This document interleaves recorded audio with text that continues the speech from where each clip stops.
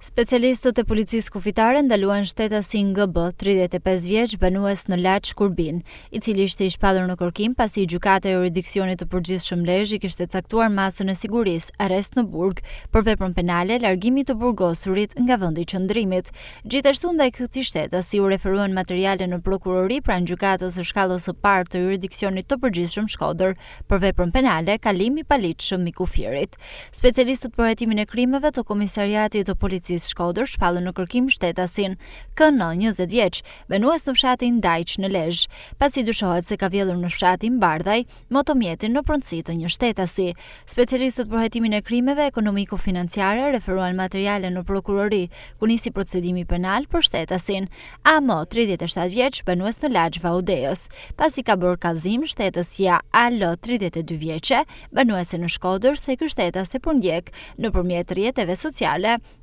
dhe hap llogari false në emrin e saj, ku publikohen përmbajtje fyese për të dhe familjarët e saj. Specialistët për hetimin e krimeve të komisariatit të policisë PUK referuan materiale në prokurori, ku nisi procedimi penal në gjendje të lirë për shtetasin PL 63 vjeç, pasi ka kryer punimin ndërtimi pa leje. Materialet proceduriale u referuan prokurorisë pranë gjykatës së shkallës së parë të jurisdiksionit të përgjithshëm Shkodër për veprime të mëtejshme.